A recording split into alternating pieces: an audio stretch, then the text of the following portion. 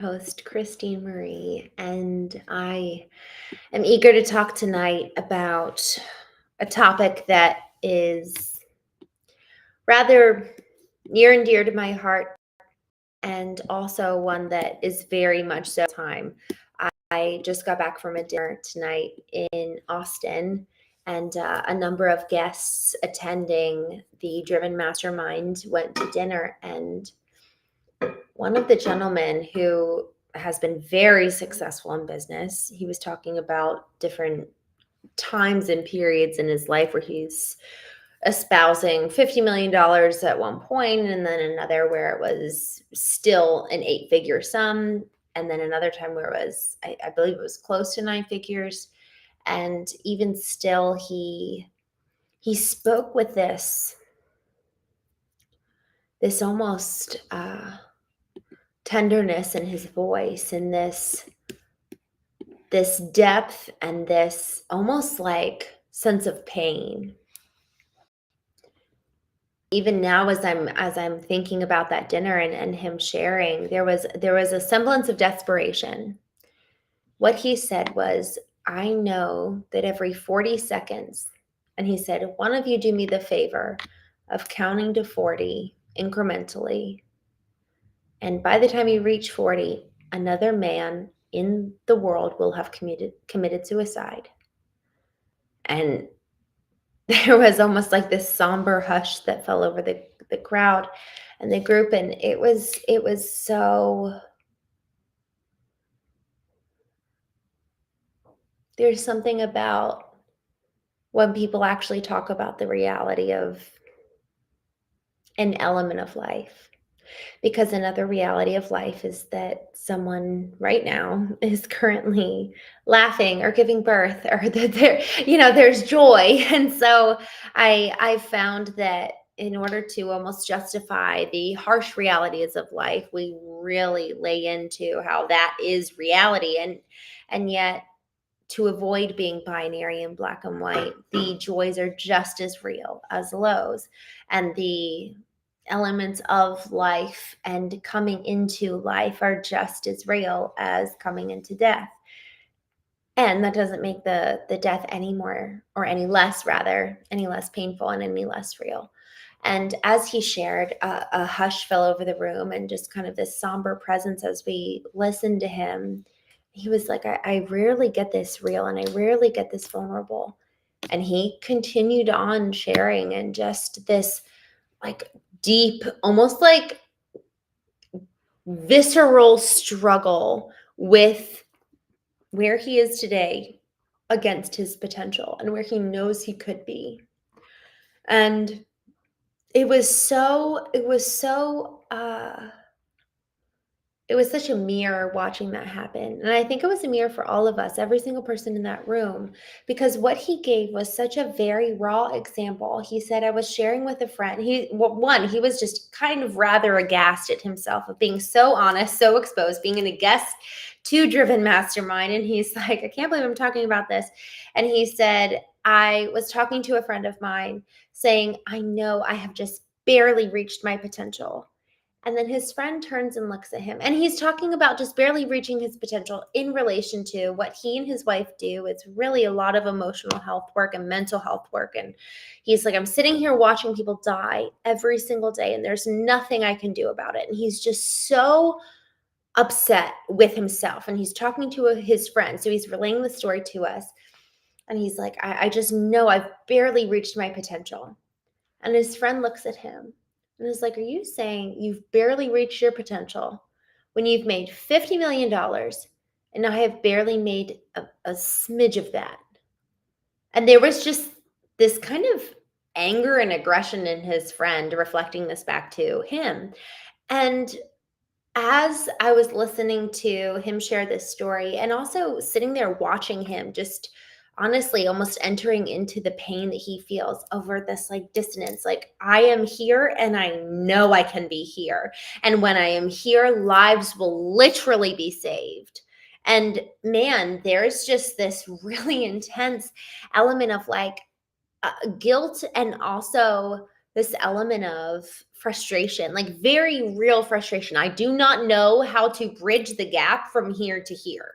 And what do I do? How do I get from A to B? And all of us, it was actually really, it almost felt rather sacred as we were listening. You know, every single one of us has a business. Every single one of us has a high standard for ourselves. And we're listening to this man who has his own business and has a very high standard for himself, just really struggle with where he is today versus where he knows he can be. And it just reminded me of the concept of when we hit that place of rock bottom, when we hit that place of, I don't know what else to do. And we kind of like throw up our hands and we're kind of almost in surrender of like, I've done everything I can possibly think of. I have toiled, I have strived, I have worked, and there's nothing else that I know to do right now. And in that moment of surrender, in that moment of almost like taking our hands off what we've been clenching and holding on to for dear life, in that moment of release and letting go, in some ways it's almost then the caterpillar turns into the butterfly. The transformation happens. And y'all, I did not know this, but I found this out a couple weeks ago, or rather a couple months ago. When a butterfly is in a cocoon, or when a caterpillar is in a cocoon, it's not just that the caterpillar transforms into a butterfly, it's that the caterpillar actually dissolves. Every part of the caterpillar from the outside looking in completely evaporates. It dies. It disintegrates. It is gone. And then I have no idea how it works. And then somehow a butterfly is formed. And so it is with us. If we are willing to let go, if we are willing to truly take our hands off the steering wheel and be like, all right, I don't know. I don't know what's going to happen. I don't know what's on the other side. And we, instead of looking at where we are today and the gap, just focusing on the gap from where we are today to where we want to get to, and instead look back over our shoulder and be like, oh my gosh, look at how far I've come.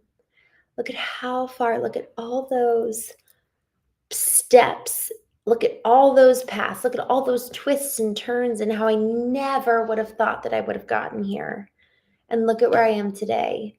Y'all, there was another woman tonight at dinner who shared, and it was she was a freaking powerhouse, and all of us were like, whoa. And she goes, probably in a sequence of 4, she shares win, very impressive, win, very impressive, win, very impressive, 4th win, very impressive. And then she says, and then 2008 happens and I lost everything. And then I started to rebuild. But what's so interesting is, when we hear about it now, we know where she is today. And we hear the 2008, I lost everything. And it's like, oh, that's a good story. Wow, look at how she made it. Yet when we really imagine what it is like for this woman back 10 years ago, 15 years ago, to have lost everything and then to have recovered that, y'all, the element of losing everything, the dip in the story, the amount of gravitas in the weight of loss. We forget we don't know. Well, not just that we forget, but for so many of us, we don't actually know what that feels like.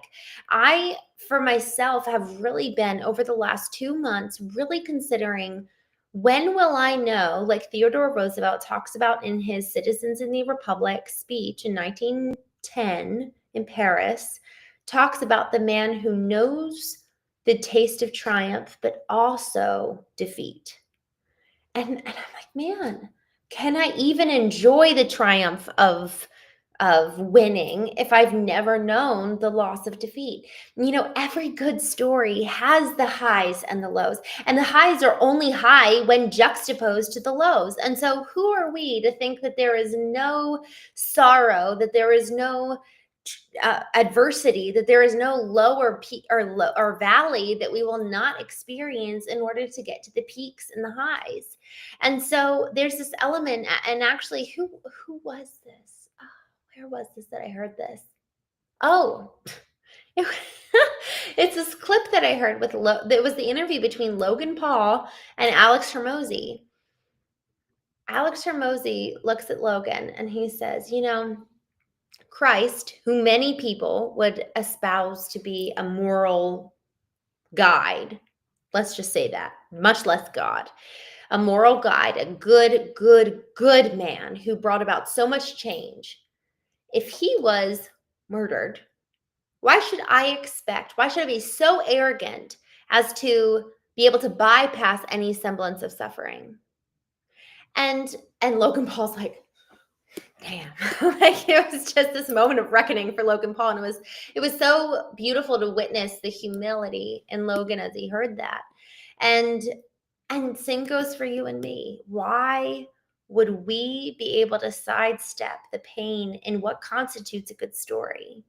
And after all, if we get to become the authors of our lives, why wouldn't we, looking back over the last 10, 15 years, 20 years of our lives, actually write in with intention the valleys so that we can learn the lessons that are necessary in the valleys to then be able to climax to the peak, to the height of the pinnacle of the mountain? Because the reality is, if we do not know, if we have not learned the lessons in the valleys, we will never be able to transcend and get to that point in the pinnacle of the mountain. And so, are we willing to pay the price? Are we willing to actually put in the blood, sweat, and tears in the valley to be able to get to the climax of the mountain? And at first blush, perhaps the answer is yes.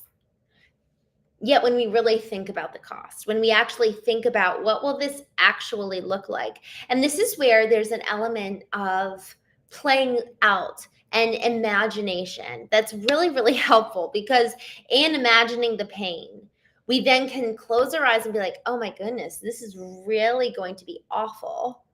And it's actually not that bad, because to be able to envision the worst that it possibly can, we actually mentally move through the valley without actually physically doing so. Yet in the mental process of moving through the failure, moving through the valley, we realize it's actually not that scary. It's not all that it's cracked up to be in terms of you will lose everything. You will lose everyone. And sure, sometimes that's the case. And rarely that is the case. And so, okay, let me actually play out the worst case scenario and actually envision. Someone asked me the other month, they were like, has your acting background been able to be of service to you in terms of public speaking and in terms of presentation on stage? And it was an interesting question, because at first blush, yes. And then when I look back at the roles and characters I've played on stage, and I've done way more, I've done a tiny bit of film, I was in a movie, which was so much fun. And I was in commercials. But when I was in high school, I loved being on stage. And the hardest role I ever played on stage in theater was the ordinary, average girl next door. That was the hardest role that I ever played. The roles that were most fun were the ones that were extreme and dramatic and where I got to pretend to be somebody else. The role that was actually the hardest one for me was to be authentic, was to genuinely just be an average girl. And even as I do these shows, it is a continuous reminder to, almost like with intention, be in my body. And when I say be in my body, I mean actually like being here now, not being distracted, thinking about how I'm being perceived, not thinking about what you're thinking about me. It's really being so present here and now and being focused on what I'm saying. Y'all, it is wild how when we think about vertical alignment, and it's funny, I'll just be super honest right now. Even in me talking about the temptation to almost like move to that third party perspective and watch me right here, right now, even in just talking about that, I'm like, oh gosh, now I just feel like I got distracted. And so I'm going to just bring myself back to this moment, because as we're talking about this, how do we show up? Who are we? And y'all, I've talked to, from last Thursday's Foundations of Knowing workshop to even this evening, talking to different owners and leaders and talking about, hey, like, let's really dive into who are you and what does that look like to really bring into the fullness of what you know is your potential. How do we capitalize on that? How do we bring that into the fullness of where you are and how you're living your life, to even just here in this moment? It's what I have to do right now, and I'm even just fighting with my own ability to not be so distracted by even what I brought up of the challenge that I face of maintaining authenticity when I think about, oh, but what do they think about me? And y'all, that is how I lived my entire life up until I was 28 when my husband left. My KPI, my key performance metric, was the happiness of others. Are they happy? Are they peaceful? Are they enjoying life? Are they okay? And I saw this so clearly. Man, this was after my husband left, but it was so clearly like it was a mirror for me. I was at my parents' house. I was just about to leave for New York. I think I was going to New York Fashion Week. And I heard my mom and dad, they were both about to leave. And my dad hurts himself. He stubs his toe or something.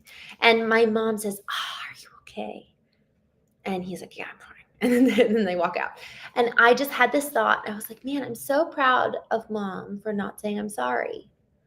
And then I heard myself and I was like, wait, why would she say I'm sorry? He hurt himself. Why would she take ownership of that? And I enacted one of my frameworks at the time, which was to effectively become really present in that moment and just really lean into, why did I just do that?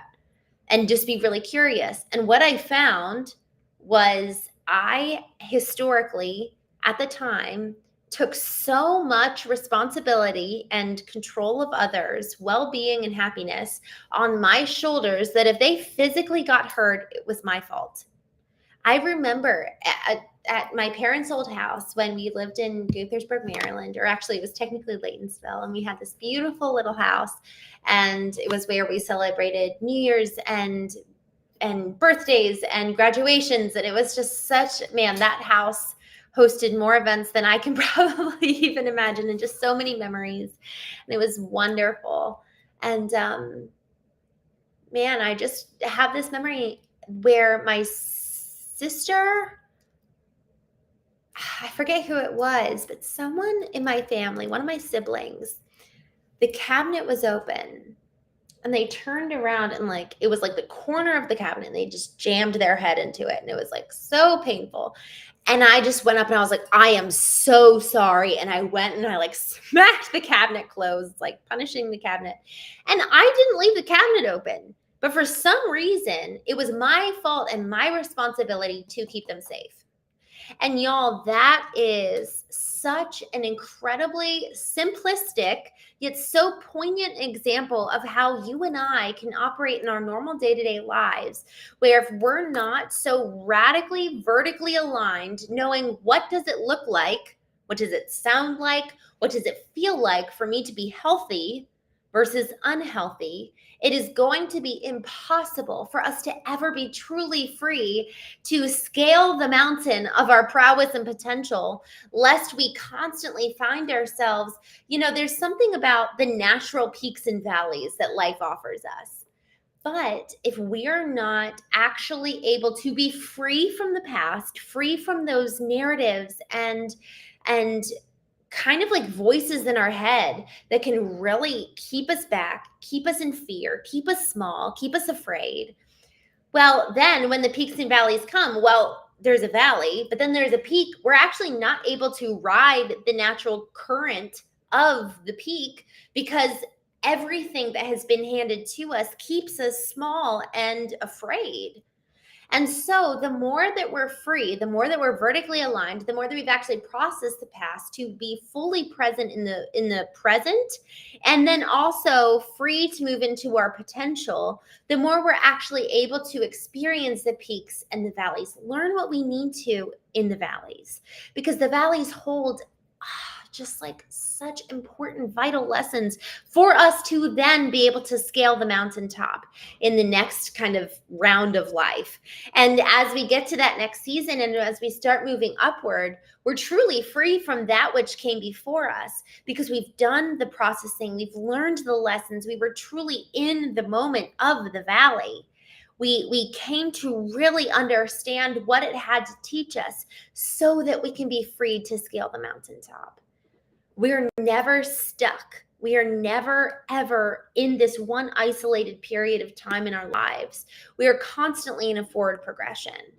And so it is so important, just like how 10 minutes ago, 5 minutes ago, I had to literally be like, oh, I have to be present now.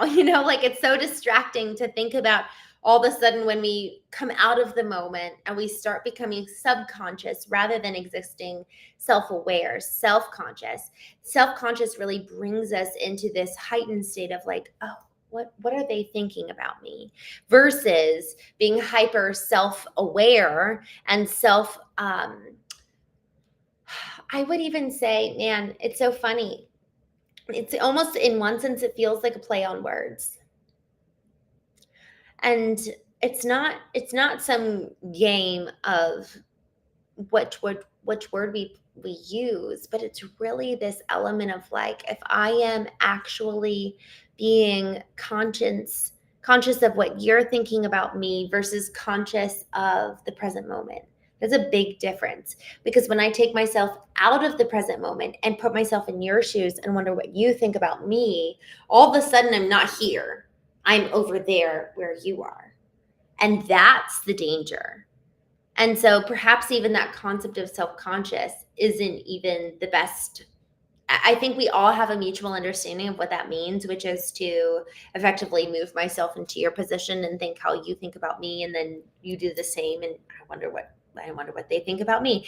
And then what it does is that it all of a sudden makes us the animal in the cage, where suddenly we're on display rather than being the actual one living the experience. And y'all, that's when we talk about being the hero of our story, that's what we're talking about. We're talking about being the one actually living in every moment, rather than being on the outsider, looking through the iron bars and wondering what it's like to have that experience. No, we're the ones having the experience of our life. But we have to be brave enough to stop viewing the world through anyone else's lens. And in so doing, it brings us to the present moment. It allows us to learn the lessons in the valleys and then scale the pinnacle of the mountain to experience the joy at the top. And in so doing, it allows for us to live truly awake. It allows for us to feel the depth of sorrow over the pain and reality of every 40 seconds, a man is committing suicide. And at the same time, a new baby's born. And then we get to choose, how am I going to craft and intentionally create my life so that I'm living with intention, so that I'm living rooted and grounded in what I was created to do? Because some people are actually meant to deliver those babies and others are meant to combat the death. So which one is it? And maybe it ebbs and flows, but the beauty in you and I actually embodying the physical present self that you and I both have, rather than viewing the world through someone else's eyes watching us, we actually get to embody the life that we're living today and ebb and flow between the delivering of life and also the dying process. Because in us you and me, dying. It allows for new life to be born. It allows for us to die while we're in the valley, letting go of the old, for the new lesson to take birth and take new root and take life that propels us up the pinnacle of the mountain. And then as we keep moving forward, man, y'all, we meet the most beautiful, wonderful souls that really continue to help us on our journey and help us continue to move forward, because each one of us, every single one of us, has something to offer the other. But if we are not being brave to not just embody the practice, but also share the principles that we're learning along the way, y'all, what a blessing that if my valley can help you to either bypass an extra valley or make it through yours. That is what it is to live in community, to live in connection. That is invaluable. And we're actually brave enough to share what it is that we're learning right now, the more we're really able to come alongside each other. And connection is truly the heartbeat of this human existence, this human journey. And so the more that we're actually communicating, the more we're actually sharing, the more connection is to be found in both the valleys, but also the peaks too. And so with that, as I think about the gentleman at dinner tonight who was just going through almost what sounded like this dark night of the soul, hitting rock bottom, there's so much beauty that he had to offer each one of us tonight that caused us to take a moment to be present and remember, why is it that each one of us is doing what we're doing? Are we even on the right path to begin with? And so regardless of whether you find yourself at rock bottom or at the very pinnacle of the mountain, the more we're actually able to sit with each other and each other's experience, and with intention, view the world through someone else's eyes and learn the lessons that they're learning right now, but ultimately maintain that hard juxtaposition of, I'm going to be the hero of my story, maintain my own autonomy and ownership of my life, while also learning alongside with you. That is a dynamic duo, so that we don't exist in the agony of the rock bottom, but we can also realize just what a blessing, what a gift. Yes, those folks who are passing every 40 seconds, which is just, it makes you want to vomit. It's so devastating. And new life is also being breathed and coming into the world at every moment as well. And then it's our decision, which are we going to focus on, which is actually in alignment with what I'm called to, how I want to exist in this world, and what does it look like? What does it look like for me to be truly present right now? Because sometimes some moments actually do call for the grieving and the sitting in the ashes, and others call forth the emergence of that transformation of the butterfly after the cocoon stage. But the cocoon transformation is so painful. It is, when you open a cocoon, it's honestly horrifying. It smells terrible. It's like it smells of death. Yet in the death, there is new life. There is transformation. So may we not hold that kind of disregard for what death could be, and allow for the potency of life on the other end to really come into focus, and allow for that to permeate our conversations, for therein lies so much hope. So with that,